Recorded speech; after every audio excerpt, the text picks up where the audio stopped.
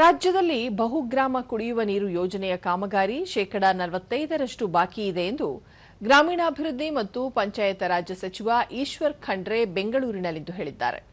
ಸುದ್ದಿಗೋಷ್ಠಿಯಲ್ಲಿ ಅವರು ಏಕಗ್ರಾಮ ಕುಡಿಯುವ ನೀರಿನ ಯೋಜನೆಗಳಡಿ ಶೇಕಡಾ 80ರಷ್ಟು ಕಾಮಗಾರಿ ಪೂರ್ಣಗೊಂಡಿದೆ. ಕಾಮಗಾರಿಗಳನ್ನು ತ್ವರಿತವಾಗಿ ಪೂರ್ಣಗೊಳಿಸಲು ಅಧಿಕಾರಿಗಳಿಗೆ ಸೂಚಿಸಲಾಗಿದೆ ಎಂದರು. ರಾಜ್ಯದ ಎಲ್ಲ ಗ್ರಾಮಗಳಿಗೆ ಮೇಲ್ಮೈ ನೀರಿನಿಂದ ಶುದ್ಧ ಕುಡಿಯುವ ನೀರು ಪೂರೈಸಲು ಸರ್ಕಾರ ಅಗತ್ಯ ಕ್ರಮ ಕೈಗೊಂಡಿದ್ದು, ಮುಂದಿನ 50 ವರ್ಷಗಳ ಅವಶ್ಯಕತೆ ಗಮನದಲ್ಲಿಟ್ಟುಕೊಂಡು ಕಾರ್ಯಕ್ರಮ ರೂಪಿಸಲಾಗಿದೆ. ಕೊಳವೆ ಬಾವಿಗಳು, ತೆರೆದ ಬಾವಿಗಳು ಬತ್ತಿ ಹೋಗಿವೆ. ಹೀಗಾಗಿ ಶಾಶ್ವತ ಜಲಮೂಲಗಳನ್ನು ಸಂರಕ್ಷಿಸಿ ನೀರು ಪೂರೈಕೆ ಮಾಡಲು ಕ್ರಮ ಕೈಗೊಳ್ಳಲಾಗುತ್ತಿದೆ ಎಂದು ತಿಳಿಸಿದರು.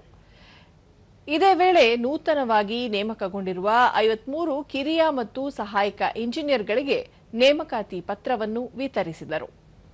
ಸುಮಾರು ಪಟ್ಟಣಗಳಿಗೆ, ಸುಮಾರು ಗ್ರಾಮೀಣ ಭಾಗದ ಗ್ರಾಮ ಪಂಚಾಯತಿಗಳಿಗೆ, ಸುಮಾರು ಹಳ್ಳಿಗಳಿಗೆ ಇನ್ನು ಶಾಶ್ವತವಾಗಿ ಕುಡಿಯುವ ನೀರಿನ ವ್ಯವಸ್ಥೆ ಮಾಡಲಿಕ್ಕೆ ಬಹುಗ್ರಾಮ ಕುಡಿಯುವ ನೀರಿನ ಯೋಜನೆ ಅಂತ ಹೇಳಿದ್ರೆ ಇವತ್ತು ಸರ್ಫೇಸ್ ವಾಟರ್ ಅವೆಲ್ಲ ಬೋರ್ವೆಲ್ಲಿಂದ ಮತ್ತೊಂದರಿಂದ ನೀರು ಕೊಡೋದ್ರಿಂದ ಶಾಶ್ವತ ಕೊಟ್ಟಿದಂಗೆ ಆಗೋದಿಲ್ಲ.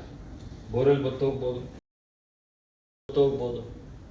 ಇವತ್ತು ನದಿ ಮೂಲದಿಂದ ಶಾಶ್ವತವಾಗಿ ಸರ್ಫೇಸ್ ವಾಟರ್ ಏನು ನಮ್ಗೆ ಸಿಗುತ್ತೆ, ಅಲ್ಲಿಂದ ಸ್ವಲ್ಪ ದೂರ ಆದ್ರೂ ಪರವಾಗಿಲ್ಲ, ಪರ್ಮನೆಂಟ್ ಆಗಿ ಶಾಶ್ವತವಾಗಿ ಮುಂದಿನ 30 ವರ್ಷಗಳವರೆಗೆ ಜನಸಂಖ್ಯೆ ಎಷ್ಟು ಜಾಸ್ತಿ ಆಗ್ತದೆ ಅಂತ ಕಡೆ ನಾವು ಅವರೆಲ್ಲರಿಗೆ ಶುದ್ಧ ಕುಡಿಯುವ ನೀರು ಕೊಡುವಂಥದ್ದು ಇವತ್ತು ನಮ್ಮ ಒಂದು ಕರ್ತವ್ಯ ಇದೆ.